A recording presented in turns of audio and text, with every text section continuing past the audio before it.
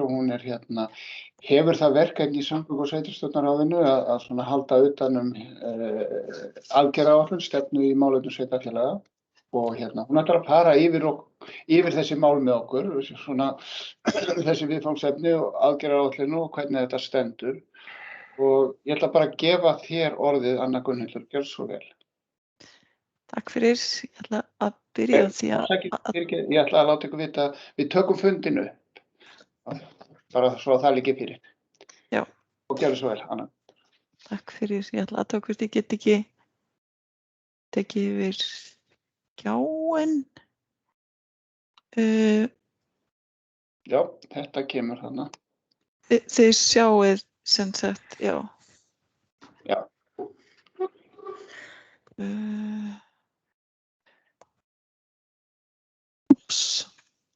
Já, ég heiti Anna Gunnhildur Ólafsdóttir og ég er nýráðin verkefnisstjóri stefnu- og aðgerðaáætlunar í málefnum sveitarfélaga. Byrjaði 1. október í ráðuneytinu. Ég ætla aðeins að reyna, ég er ekki alveg nú ánægð með Nei, ég get ekki, ég var með að færa þetta. Já, ég bara hef þetta svona. Það kemur svona, þá sjáum við svolítið svona vangasvipinn á mér af því með þetta á öðrum skjá. En allavega, ég byrjaði í ráðuneytinu 1. október og mitt verkefni er að fylgja eftir stefnu- og aðgerðaáætlun í málefnum sveitarfélaga og þetta er fyrsta stefnan og aðgerðaáætlunin sem er gerð gagnvart sveitarfélagunum. Við erum síðan með samgönguáætlun og fjarskiptaáætlun, en fjarskiptaáætlunin er að fara úr ráðuneytinu og við erum að taka við landsskipulagi og húsnæðismálum. Og þessi stefna, hún er byggð á ákvæði sveitarstjórnarlaga að ráðherra leggi fram á 3 ára fresti stefnu og aðgerðaáætlun. Þessi stefna gildir til ársins 2033 og aðgerðaáætlunin til 2023. Og aðgerðaáætlun felur í sér 11 aðgerðir og ég ætla að fara í gegnum svona aðdragandann að þessari stefnumótun, fara í gegnum hvað aðgerðirnar fela í sér og hver þeirra er stödd núna. Byrja aðeins á aðdragandanum. Aðdragandinn að stefnunni er í rauninni frá því að það var gerð svokölluð Eyrúnarskýrsla árið 2017.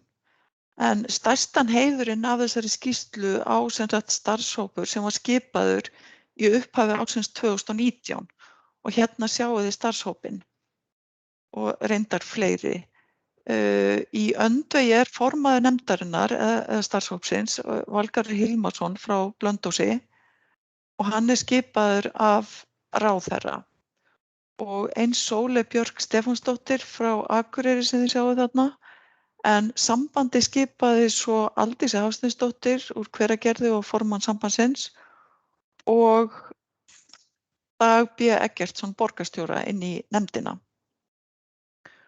Og það sem þau gerðu að þau unnu að grænbók sem að kom út þannig í apríl 2019, svo var fundaröð í maí, hugmyndirnar voru kynntar í samráðsgátt í ágúst þetta sama ár og síðan voru þær lagðar fram á þinginu þarna haustið og samþykktar svo í upphafi árs 2020.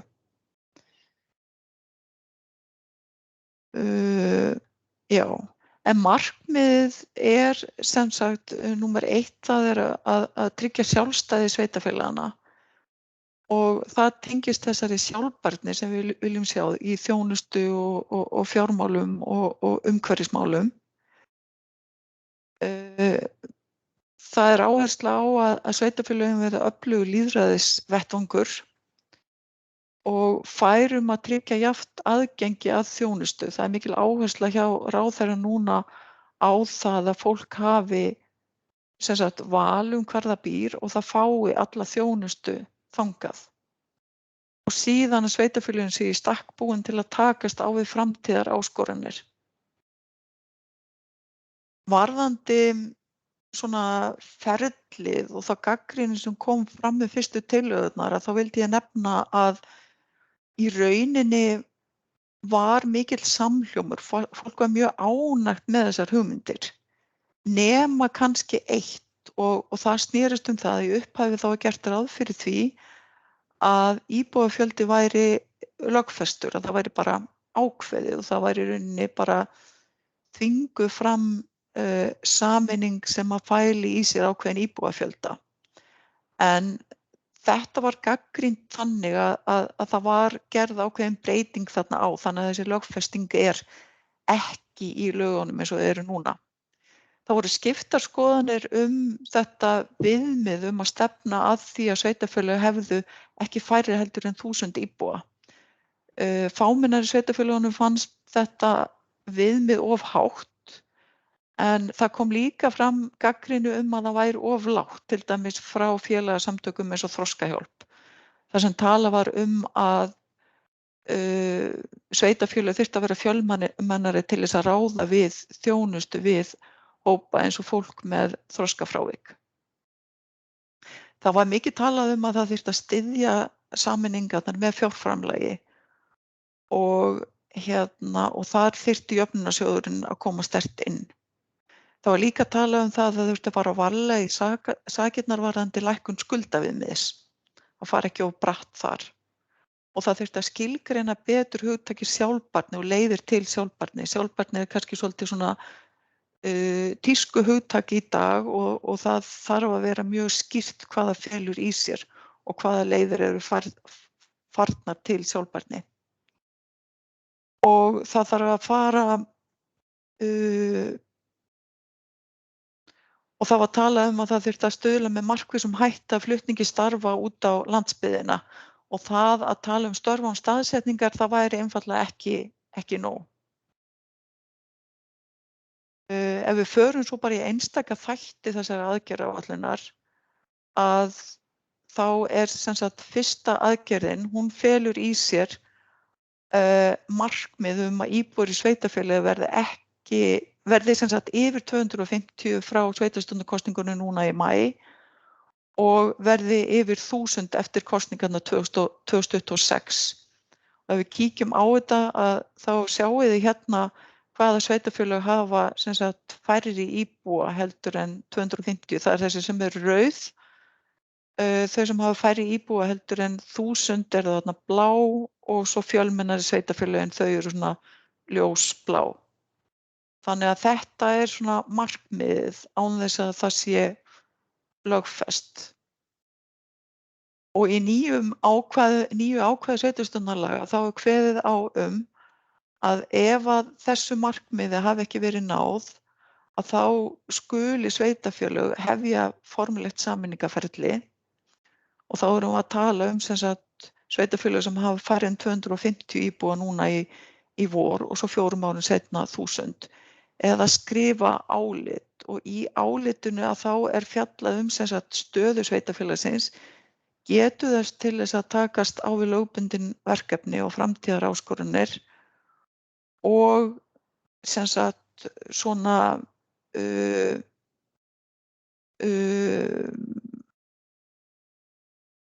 svona hvað í kortunum varðandi sameiningu. Við höfum gert vef með leiðbeiningum sameiningarnar, hvernig svona farið að og hvaða svona lagalega þætti þarf að taka tillit til. Og þau hafi kannski séð þennan vef, en ég ætla aðeins að prófa að opna hann. Sjáið hann núna? Nei, hann kemur ekki á skjáinn. Hann kemur ekki á skjáinn, hann kemur kannski núna? Já, þarna kemur hann. Þarna kemur hann. Þannig að þetta eru svona 8 skref, óformlega viðræður, formlega viðræður, undirbúningur, kynning og það hægt að fara bara inn í annarkvort að fylgja þessari línu eða fara inn í það sem maður hefur sérstakan áhuga á. Og þarna vitnað í lög og það líka sem sagt hlekkir á svona best practice og hérna til dæmis talað að þessi dæmi góða svona kynningarbæklinga og þá getur maður farið hérna inn og séð svoleiðis bækling.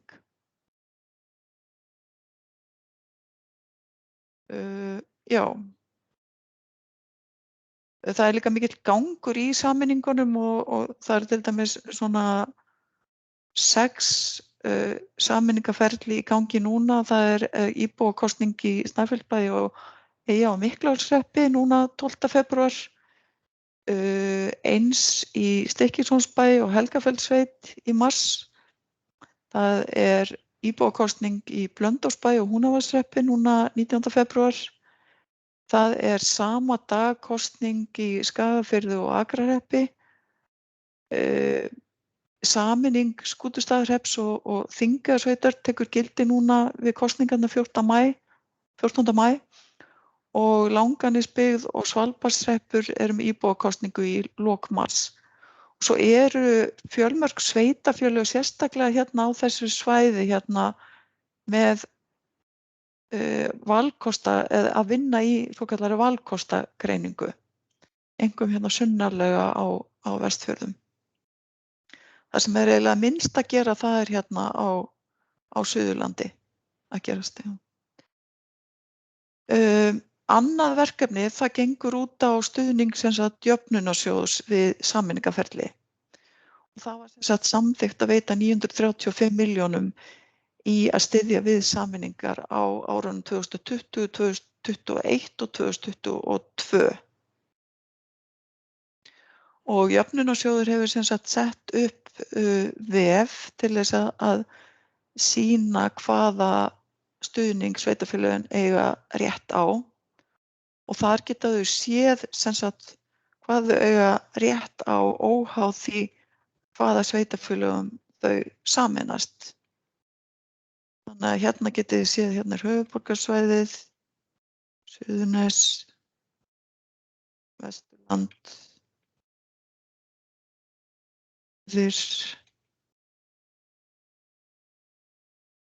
Norðurland vestra og Norðurland eystra og svo framvegis.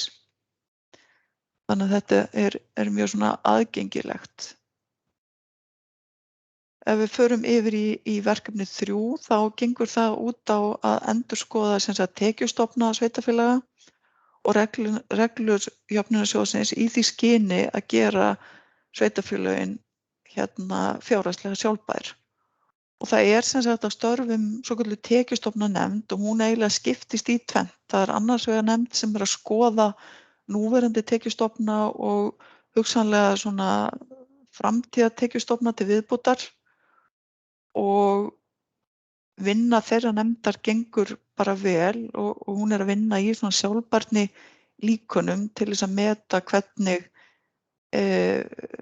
best verður stuðlað að þessari sjálfbærni og reikna með að skila tillögum í svona febrúar-mars.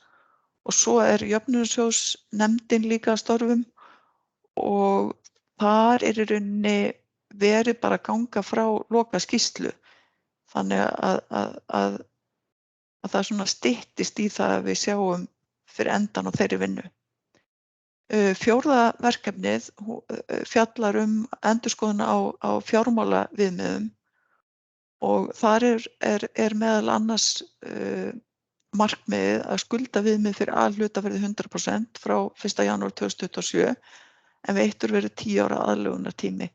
Þar líka nefnd að störfum með fulltrúum ríkis og sveitarfélaga og þar hefur verið fjallað reikningshald byggðasamlaga og uppgjör í samstæðu ákvæðum skuldaviðmið og mögulega lækkun, erlendar lántökur og fleira.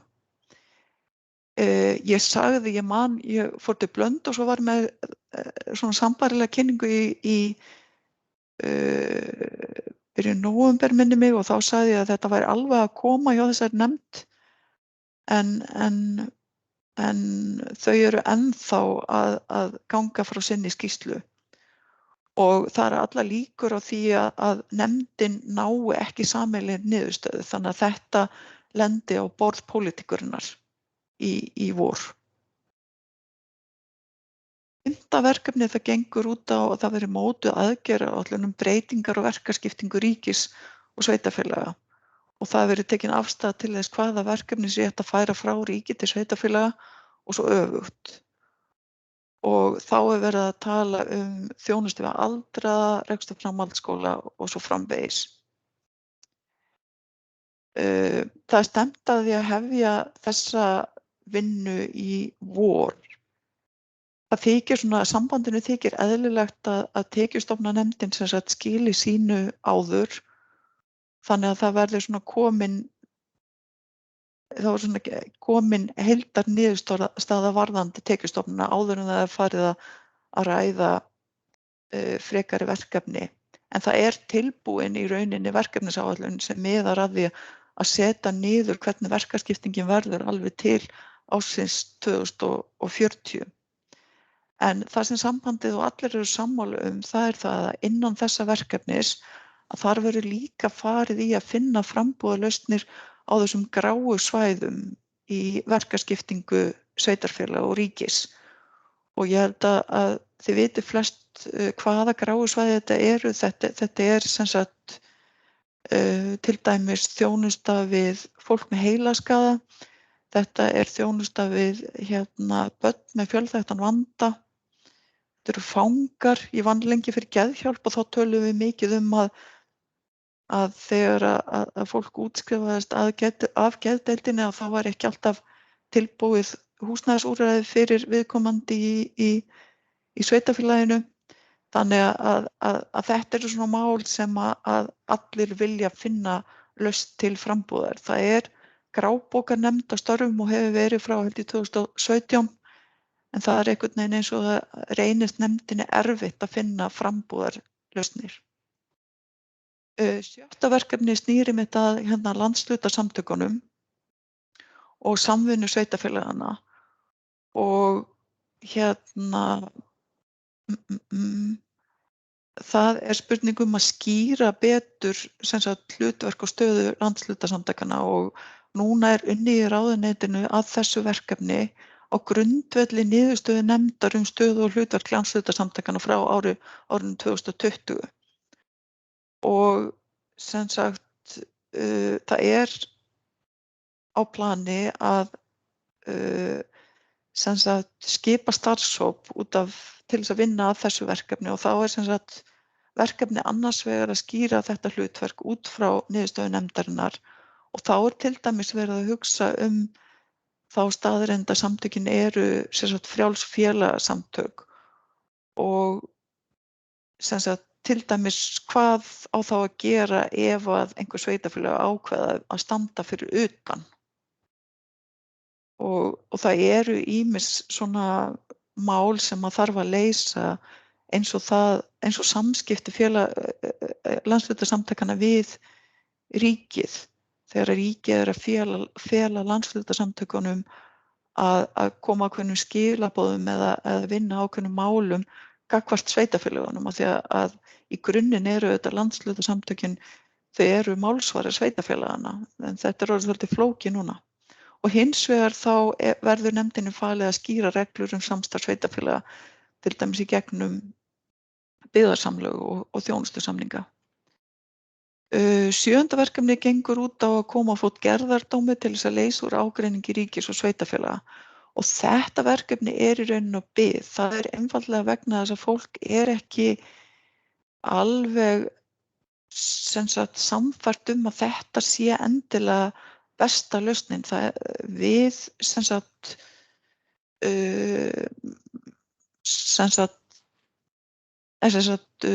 rökin fyrir þessu verkefni voru að þetta væri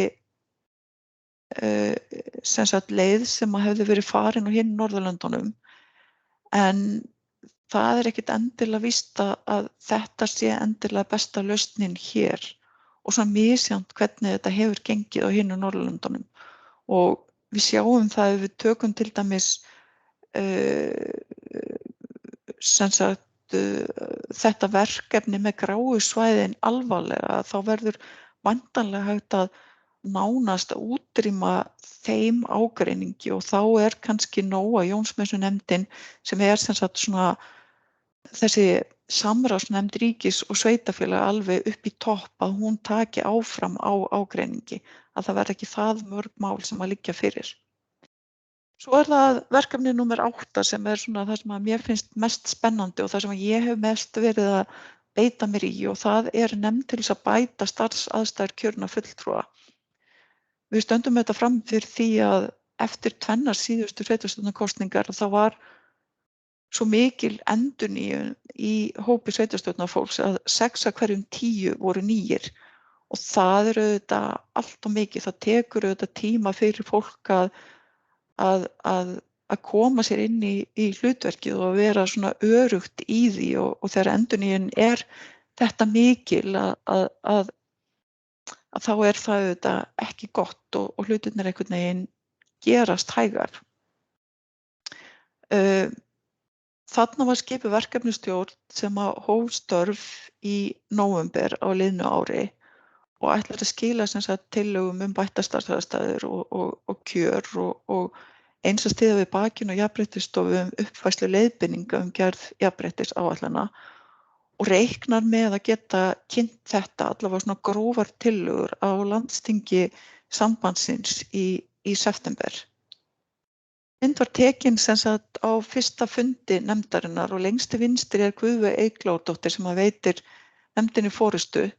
Svo Anna Guðrún Björnsdóttir sem kemur frá sambandinu og nefndinni til aðstoðar. Svo hliðin á henni ég og ég verkefnisstjóri nefndarinnar. Svo Gauti Jóhannesson sem kemur frá Múlaþingi og í nefndinni. Eva María Hlynsdóttir, prófessor við HÍ í stjórnsýslufræðum sem nefndinni innan handar. Bjarki Hjörleifsson sem kemur frá Stykkishólmi og Eva Hrund Einarsdóttir. Það eru fleiri í nefndinni, það Heiða Björg Hilmisdóttir frá Reykjavíkurborg og Einar Freyr Elínason.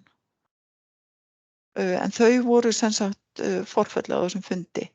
En þessi nefnd bara að vinna á fullu og bara mjög áhugavert. Við höfum verið að kynna okkur alls konar gögn varðandi álag, kjör og aðstæður, líka hlutverk sveitarstjórnarfólks versus starfsmanna, innri samskipti í sveitarstjórnum utanaðkomandi áreitni og erum við að fá niðurstöður könnunar varðandi þetta núna 7. febrúar, ímyndina og svo jafnréttismálin. 9. verkefnið felst í þátttöku almennings í ákvörðunartöku og stefnumótun innan sveitarfélaganna að þessi þátttaka verði meiri. Þetta verkefni eins og þið sjáið þarna neðst í þessum kassa á hendi sambandsins en ég veit að þau hafi verið að þróa leiðir og hafa gefið út skýrslu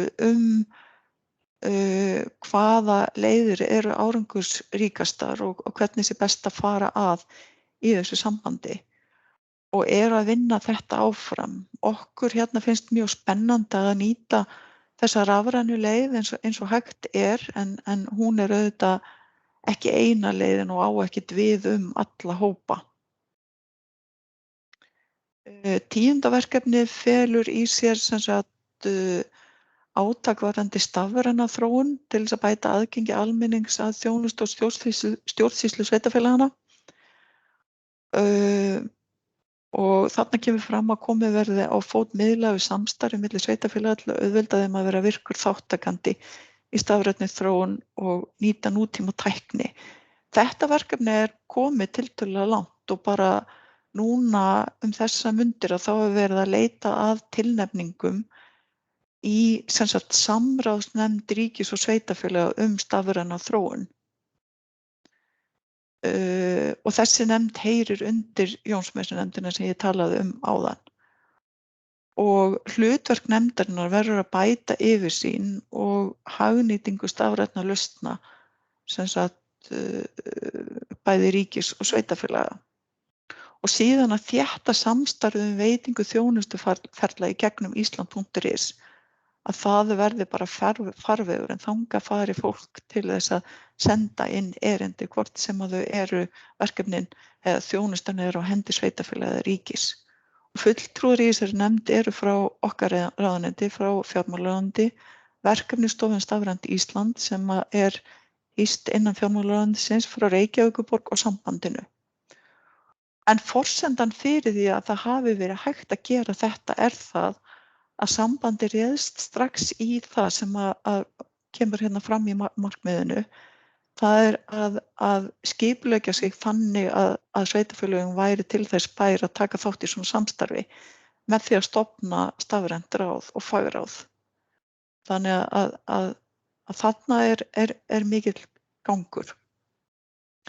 Svo er það 11. verkefni sem felur í sér fjölgun starfa á landsbyggðinni. Og það er skemmst frá því að segja að í ríkisstjórnarsáttmálanum að þar kemur fram að öll störf hjá ríkinu verður auglýst óháð staðsetningu nema eðli viðkomandi starfs krefjist annars. Og þetta hefur náttúrulega gífurlega tækifæri í för með sér fyrir sveitarfélög út allt land. Og það kemur líka fram í ríkisstjórnarsáttmálanum að það verði sett markmið hlutfall opinberra starfa á landsbyggðinni, einmitt þó til þess að svara þessari gagnrýni sem að kom og ég reifaði áðan að það sé ekki nóg að gera ráð fyrir störfum án staðsetningar. Og það má kannski benda á að í skýrslu fjármálaráðuneytisins sem að kemur mjög sterkt inn í þetta verkefni störf án staðsetningar, þar er að finna yfirlit yfir aðgerðir til þess að stuðla að fjölgun starfa án staðsetningar. Og til dæmis er þar fjallað húsnæði fyrir störf án staðsetningar og hvernig sé hægt að orða texta í atvinnuauglýsingum störf án staðsetningar. Ávinningurinn miða við lögin eins og þau eru núna, þá mun sveitarfélögum fækka 14 frá og með þessu ári og 40 frá og með árinu 2026. Þannig að þau verða að hámarki 29 eftir, eru 69 í dag og verða að hámarki 29 þá 2026. En það liggur alveg fyrir að þau verða færri vegna þess að það er bara það mikill gangur í sameiningunum. Fyrst og fremst að þá stuðlaður að auknum slagkrafti sveitarfélagana til þess að sinna þessum lögbundnu verkefnum og ég var einmitt að skoða þessi lögbundnu verkefni dagina þegar ég var að vinna í ramma fyrir áliti sem ég talaði og þau eru 75 og mörg bara býsna viðamikil og svo eru lögmæltu verkefnin sem heimild er fyrir sveitarfélagin að vinna. Það hefur verið áætlaður sparnaður af þessum sameiningum upp á 3,6 til 5 milljarða en einhverju hluti af því fer væntanlega til þess að hækka þjónustustig. En það er eins og með annað svona í mannlegu samfélagi, það er mjög erfitt að setja ávinningin inn í Excel og á kannski ekki að gera það því aðstæður eru þetta mjög ólíkar. Það er hægt að fylgjast með framgangi stefnunar á vefnum okkar í gegnum þessa slóð. Eins og ég segi, framgangurinn gengur bara býsna vel og svona mitt þetta ár þá munum við fara í að endurskoða áætlunina og gerum ráð fyrir að önnur ný taki gildi árið 2023. Og þá bara þakka ég fyrir, þá er ég svona búin með það sem að ég vildi segja en ég hvet ykkur endilega bara til að spyrja. Já, þakka kærlega fyrir Anna Gunnhildur og ég ætla bara að gefa orðið laust og kannski bara hættir að deila skjánum og biðja ykkur að nota handauppréttingu ef þið viljið spyrja Önnu Gunnhildi eða koma ykkur á framfæri þessu tengt. Hæ, Eva Hrund, ég var ekki nú að taka eftir. Eva Hrund er einmitt í þessum starfshópi sem ég talaði varðandi verkefni 8. Já. Starfsaðstæður kjörinna fulltrúa. Tók eftir því. Vilja einhverjir bera upp spurningu eða einhverjir athugasemdir? Hilda Jana, gjörðu svo vel. Já, hæ aftur. Takk Já, hei. fyrir þessa kynningu og gott að fá hana og gott líka að taka hana upp af því ég held að hún geti verið verðmæt fyrir þá sem hafa kannski ekki sé fært að koma hérna í dag vegna þess að þarna eru svolítið mörg kjarnamál sem að koma aftur og aftur og aftur til umræðu hjá okkur. Það sem ég er að velta fyrir mér kannski í tengslum við þessi 11 verkefni hvort að það væri hægt að horfa til þess að veita upplýsingar í formi fréttabréfs eða eitthvað slíks reglulega hvernig þessi gangur bara eins og þetta sem þú ert að setja fram núna veitir manni aðeins meiri upplýsingar og sérstaklega þeir sem eru kannski ekki alveg inn að borði að þessi yfirsýn alveg frábær og myndi held ég veita fleirum tækifæri til þess að bæði fylgjast með gangi mála og koma með fyrirspurnir reglulega. Ég held allan ég leggja það til bara eins og þessi verkaskipting ríkis og sveitarfélaga, jafnvel þó sé ekki mikið að gerast og mörgum líður eins og þetta sé náttúrulega olíuskip og það gerist í rauninni ekki, sko. Og en svona það myndi held ég efla, ef ég allan að tala fyrir sjálfa mig, að fá að vita reglulega stöðu verkefna að það sé eitthvað að gerast í þeim þó það sé ekki komin niðurstaða. Já, bara kæra þakki fyrir þetta góður punktur, sko. Ég var nú 15 ár blaðamaður og ég einmitt svolítið upptekin af þessu miðlun upplýsinga og og finnst það mjög mikilvægt að fólk hafi tækifæri til að fylgjast með. Við erum náttúrulega með þessa síðu á vefnum þar sem að ég reyni að uppfæra það sem að gerast en það auðvitað alveg nóg að gera hjá fólki þannig að það kannski ekki alltaf inn á þessari síðu að skoða og leika sér þannig, leita sér upplýsinga þannig að ég sem sagt tók upp á því að ég sem sagt að senda 4 til 6 upplýsingapósta á alla kjörna fulltrúa á ári, það sem sagt stefnan og sendi mitt fyrsta upplýsingapóstin í gær. Það var svolítið vandamál fyrir mig, sko, ég hefði viljað senda beint á alla kjörna fulltrúa en ég á ekki svoleiðis lista og leitaði til sambandsins en þeir voru ekki með uppfærðan lista og svo kom þetta persónuverndarmál það hvort ég mætti yfir höfuð fá listan.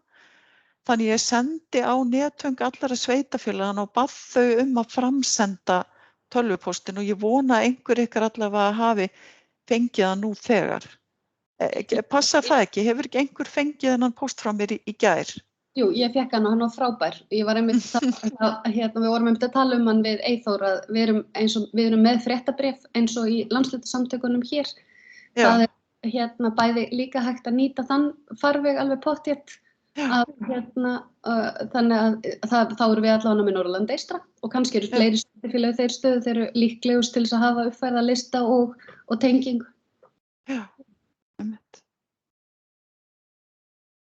Já, algjörlega. Takk kærlega fyrir þetta og þetta einmitt góð punktur hjá Hildu Jönu. Við erum með mánaðarlegt fréttabréf og það gefist ákaflega vel af því að fólk einmitt hefur bara meira en nóg að gera og ekki að fletta upp á vefsíðum nema endrum og sinnum og þannig að en þetta vekur alltaf til umhugsunar þegar þetta svona upplýsingar skila sér. Eru fleiri svona komment eða spurningar til Önnu Gunnhildar? Það var ein spurning, sá ég í spjallinu sem alltaf að nefna. Já, það ráðum Bjarna, við skulum halda því til haga. Hvort það væri ekki kynjahalli á nefndinni góðu þarna, þannig að það sást bara 2 kallar og nefndinni sem Eva hrindir í. Já, það náttúrulega Einar Freyr þarna. Hvernig þetta Eva Hrund aftur? Það allavega Einar, Gauti og Bjarki og það eru 6 í nefndinni þannig að það akkurat 50% ekki satt. En það sem að gerir... Þetta sé til helminga 3 karlar og 3 konur. Já, en það sem að gerir... Já, það það sem að hefur kannski ruglað þetta aðeins að því að ég sem sagt vinn fyrir nefndina og sambandi bað að Anna Guðrún væri inn í þessari vinnu og það gríðarlega verðmætt og af því að hún hefur verið svo lengi í þessu. Ég náttúrulega kem bara glæni inn í þetta í október þó ég hafi svona starfað einhverju leyti, ég vann hjá Reykjavíkurborg í 7-8 ár en hef svo verið í ýmsu öðru en hún svona með mjög mikla þekkingu og svo erum við svo heppin að fá að hafa Evu Marín inn í þessu og hún var einmitt að gera mjög viðamikla könnun á starfsaðstæðum kjörinna fulltrúa á síðasta ári og þær niðurstöður að detta inn og þar til dæmis spurt álag og því líkt og það verður mjög gott input inn í þessa vinnu. Já, akkúrat. Ég held að Bjössi hafi líka verið aðeins fyrir okkur en þetta bara gott mál. Nei, þetta bara punktur. Ég sé það alveg á myndina þá eru miklu fleiri konur en það ekki alveg lýsandi.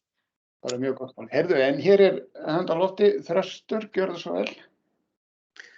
Já, komið sæl. Þetta eru mikilvæg verkefni sem þetta fjallum framöndan og skemmtileg.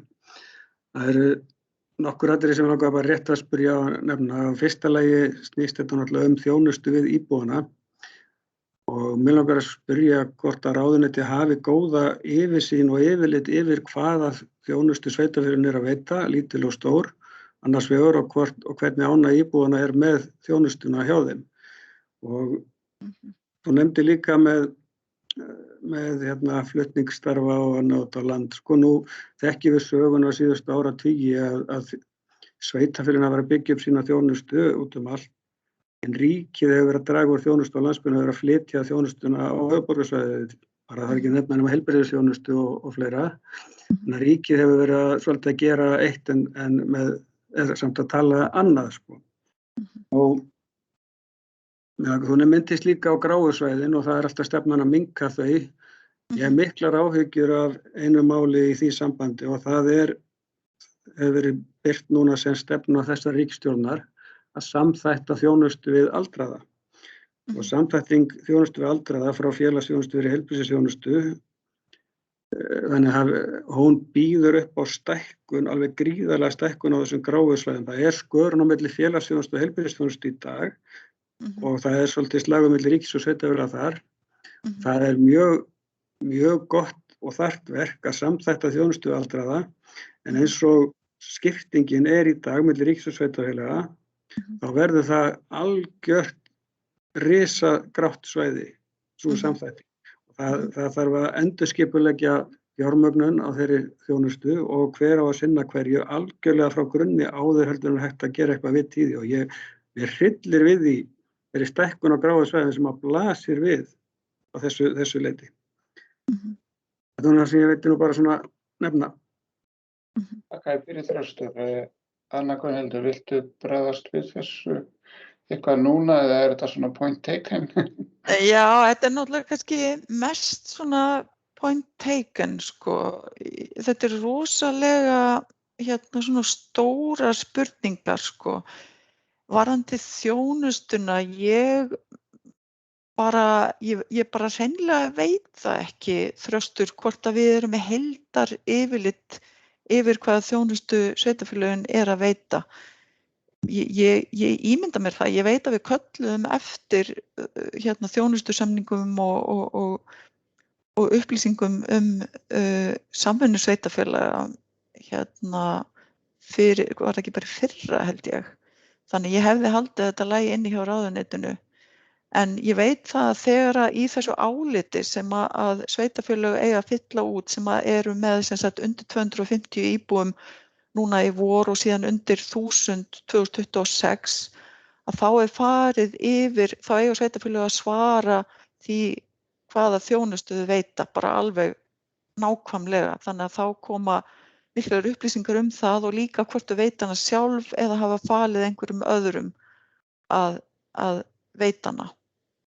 Varðandi ánægjuna, ég bara því miður, en ég skal bara athuga þetta hvort að það hefur, en ég gerir ráð fyrir að sveitarfélögin sjálf hafi gert einhverjar þjónustukannanir, ég veit allavega að Reykjavíkurborg gerir það til dæmis alltaf reglulega.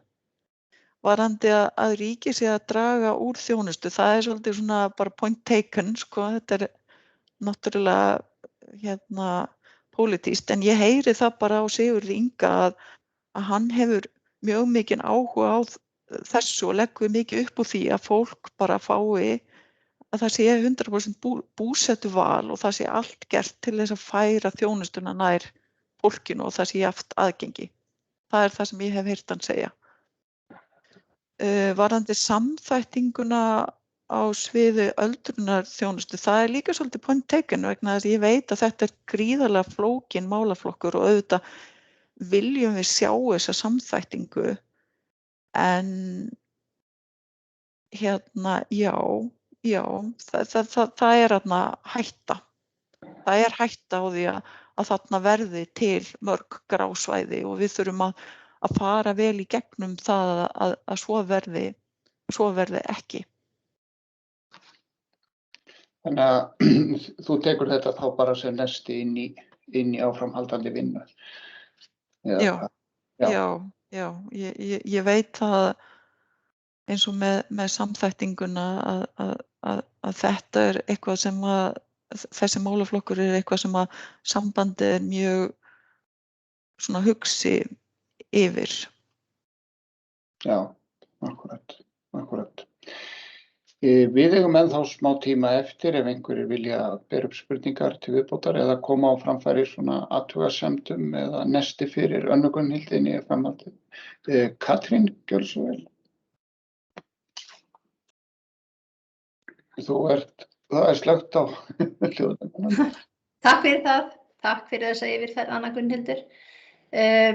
Það kom örugglega fram í erindinu þínu að það væru svona samandregið einhvers staðar á einum stað aðgerðir ríkisstjórnarinnar í þessum flutningi starfa út á land eða þessum störf án staðsetningar.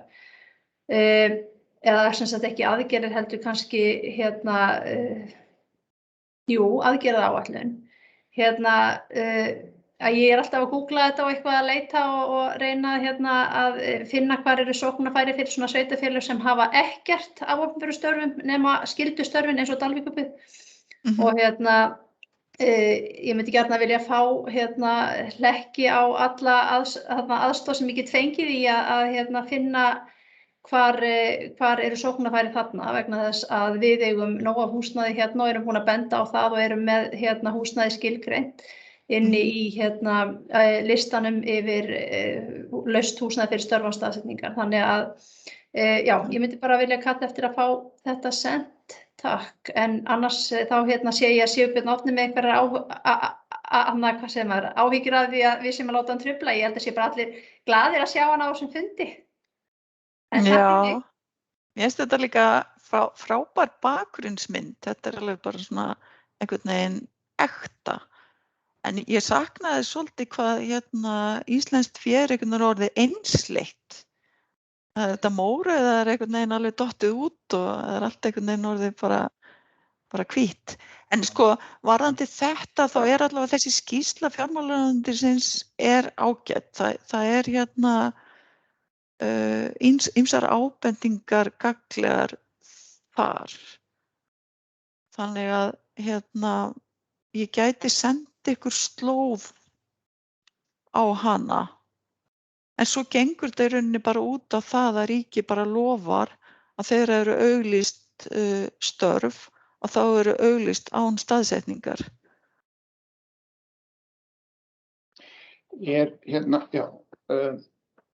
Er sóknarfærið fyrir landsbyggðirnar að senda þá bara reyna að nálgast ríkisstofnanirnar sjálfar beint? Frekar en í gegnum maður bara velta fyrir sér hvernig við getum nýtt þetta tækifæri sem best. En það er kannski önnur umræða. Já, en það er náttúrulega bara að hafa aðstæður fyrir hendi og svo er þetta náttúrulega þannig að fólk stendur frammi fyrir því að velja búsetu að þá er það auðvitað það sem skiptir máli er fjölbreytileikinn í atvinnulífinu og ég held að þetta framtak muni verða til þess að laða að kannski fleiri konur sem að hafa háskólamenntun eða geta tekið þessi störf sem eru óstaðsett en þá er það hitt og það er aðgengi að þjónustu þannig að og ég veit til dæmis eins og í Kaldrananeshreppi þar búa eitthvað 110 manns og það er engin leikskóli og núna sem sagt færa konurnar lögheimilið sitt til Hólmavíkur og svo keyrt með börnin einhverja 40 km í leikskóla, en ef þú getur fengið að vinna heima, þú veist, ertu þá að fara að taka það til og byrja á því að keyra barnið 40 km í leikskóla og setjast síðan niður heima hjá þér fyrir framan tölvuna til að vinna? Akkúrat. Þetta snúið að mörg leyti sums staðar. Heyrðu, ein spurning hérna frá mér. Fáum við glærurnar frá þér? Já, það er bara alveg sjálfsagt. Ég skal bara senda þér á eftir. En ég vona bara, þú veist, ég vona að þetta hafi verið upplýsandi og ég vona að þetta hafi verið líka svona skýrt framsett. Ég veit að þú veist, þetta eru miklar upplýsingar og svona erfitt kannski að meðtaka svona stóran pakka í einu, þannig að mér skipta miklu máli að þetta komi til skila. En ég hvet ykkur endilega ef það koma upp einhverja spurningar í kjölfarið bara að senda mér línu og ég reyna að svara eða bera það til þeirra sem að erindi og heima hjá. Já, takk fyrir það. Ég sé að það er mjög lífleg umræða Sauðárlíti hérna í tjatinu. Við kannski höldum því bara til hliðar við fundinn, en þröst hendur lótt ekki úr svo það. Já, bara þetta, ég vil bara aðeins brýna það aftur að mér finnst að ráðuneyti beri skylda til þess að safna saman upplýsingum hvaða þjónustu sveitarfélögin að veita þegar að grunnurinn að stefnunni að bæta þjónustu íbúa. Og umræðan hún hefur verið á miklu villigötu síðustu árin að það hefur verið miklar rangfærslur í henni, meira að segja frá ráðuneytinu, þess vegna bara skora ég á þig að reyna að afla upplýsingum hvaða þjónustu sveitarfélögin að veita íbúanum. Það er forsenda fyrir því að bæta að vita hvað verið að gera. Og þú nefndi líka að sveitarfélögin var að gera hlutina sjálf. Það er algjörlega röng nálgun að það séu bara litlu sveitarfélögin sem ekki gera hlutina sjálf. Og mörg lítið sveitarfélög að reka þjónustu og hluti sem að stóru sveitarfélögin ekki að gera. Við erum hér í pínulitlu sveitarfélög að reka slökkvili, við erum að reka fráveitu, við erum að reka vatnsveitu. Ekkert sveitarfélag á höfuðborgarsvæðinu að gera þetta sem dæmi. Ekki Akureyri heldur nema slökkvili. Og þannig að umræðan, hún hefur byggst á algjörlega röngu forsendum. Til þess að fá vit í hana, þá verður ráðuneyti að byggja hana á réttum gögnum og réttum upplýsingum. Ég skora á því að safna upplýsingum hvaða þjónustu sveitarfélögin að veita, og þú nefndi til dæmis leikskólann, það í stöðugt í fréttum, vandræði með leikskólaþjónustu í Reykjavík og höfuðborgarsvæðinu. Leikskólaþjónustu á litlu sveitarfélögum almennt góð. Það eitt sveitarfélag við Eyjafjörð sem hefur ekki boðið upp á leikskóla frá 12 mánaða aldri eða yngra áratuga skeiða, árabil allavega. Það eina sveitarfélag. Og ég bara umræðan, þú fórst á rauðatakkanum, það vissum allir sem þekkja mig. Þetta svolítið rauðutakki og ég finnst að engin allar, ég ætla að reyna að stilla mig en ég bara skora á því þetta að verður að koma umræðinni á réttan grundvöll. Já, en ég kannski ítreka það sem ég sagði áðan, sko, það var kallað eftir öllum þjónustusamningum og samningum í sambandi við byggðasamlög og svoleiðis frá ráðuneytinu á síðasta árið, þannig að lögfræðingarnir hljóta liggja með það hjá sér, sko. En vandamálið með leikskólann... Það er að veita gagnvart íbúanum, sko. Hvaða þjónustu sveitarfélögin að veita sjálf, það ekki gott yfirlitið við það. Já. En vandamál með leikskólan í Reykjavík nú aðalega núna út af þessu bjöfutans COVID-i. En ég ætla að segja við Sigurbjörn, ég að fylgjast með þessari umræðu litina. Það er mjög gott mál. Við endum þetta bara á Sauðárleitunum og láta gott heita og nú erindi þrastar, það er komið inn á upptöku hjá okkur, þannig að við getum alltaf að spila þetta aftur og hann getur átt þetta líka. En þetta er bara búið að vera mjög góðar upplýsingar sem voru miðlað með okkur, Anna Gunnhildur. Þakka kærlega fyrir það og þetta var mjög skýrt og aðgengilegt og ég hlakka til að fá bara glærurnar hjá þér og við gerum ráð fyrir að við miðlum þeim í okkar hópi og upptakan af þessum fundi verður aðgengileg á heimasíðun okkar fljótlega. Takk kærlega fyrir fundin og þakka þér aftur, Anna Gunnhildur, fyrir þitt innlegg. Takk. Takk kærlega fyrir. Nú fer ég að flytja þetta fyrir Suðurlandið. Fetja það áfram. Ok, bless. Já, bless. Takk.